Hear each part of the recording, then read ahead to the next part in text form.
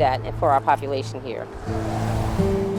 Its purpose has changed, but the deep-rooted history behind this brick building on Coatesville's East Chestnut Street leaves a lingering fear for the city's roughly 13,000 residents and neighboring ones like Carmen Boyd. We're looking at possibility of having medical disparities again. A supervisor in Valley Township, she works at the building, now a men's shelter named after W.C. Atkinson. The African-American physician built the first portion of a hospital here back in 1932, recognizing that at the time, the community didn't have access to health care for decades. It served the community for more than 40 years before Brandywine Hospital became Coatesville's community hospital.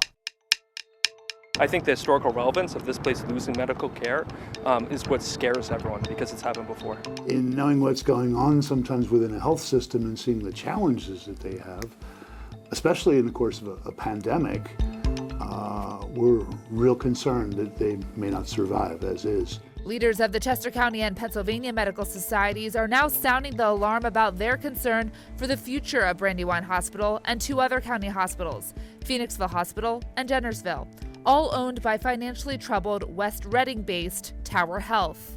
What is your biggest concern right now, today? Biggest concern right now today is the patient, as it always been. You know, I want them to have a future. I want them to have good health.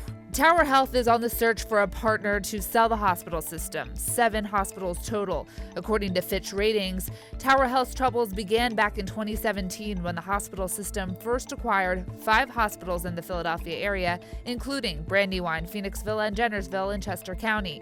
Bringing a pandemic, Fitch Ratings says Tower Health had combined operating losses of more than $415 million in the fiscal year that ended June 30th. In December of 2020, Brandywine Hospital closed its cardiac catheterization services. I was just in Philadelphia yesterday with a family member for 2 procedures, and we shouldn't have to travel to Philadelphia for procedures.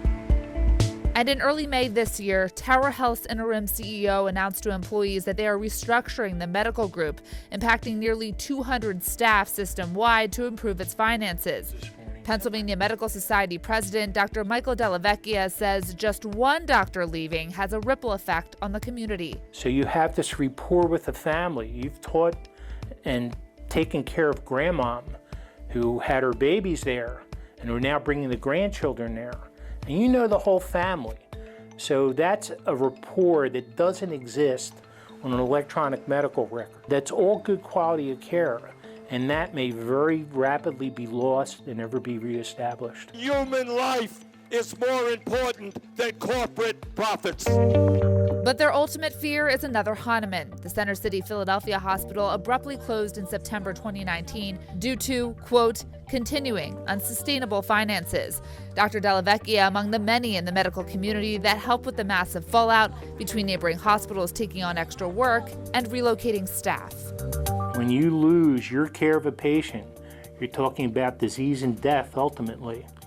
And to have that drip through your fingers, you're responsible for that care, is very, very horrifying for any practicing physician. They are calling on immediate attention to prevent that, and working with retired Philadelphia malpractice attorney Bart Post, they have one idea to bring to the table. Post is hoping they can gather a committee to purchase the hospitals in the form of a nonprofit foundation, under a model that would bring allied medical services to the hospitals such as daycare, elder care, and types of wellness like exercise and yoga, avoiding private investment, so income is used to improve the facilities and medical care.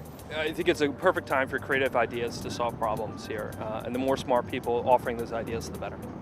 In a statement sent to Fox 29, Tower Health said they would welcome Mr. Post's participation in the process in adherence with the same guidelines followed by all other participants. They say they are making good progress in financial turnaround efforts, and their board of directors are reviewing multiple indications of interest from potential partners, adding in part, quote, the work taking place now will allow the board to fully understand every possible option to help Tower Health fulfill our mission and ensure our long-term sustainability.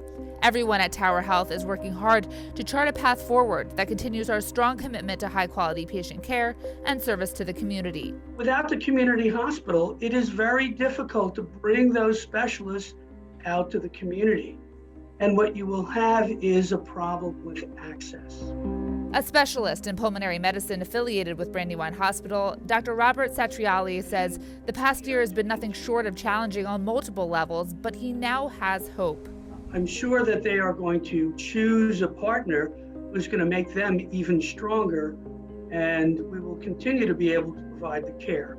Yes, we're going to have to rebuild some of our service lines, but many of us, including myself, have really rededicated ourselves. The population around here is not getting smaller, it's growing larger. In their roles, Boyd and Coatesville City Council member at large, Khadija Al-Amin, are willing to do whatever it takes, but say hospitals closing just can't happen. There's a lot of us getting older. I'm included in that club too. And so, you know, what are people to do? In Chester County, Kelly Rule, Fox 29 News.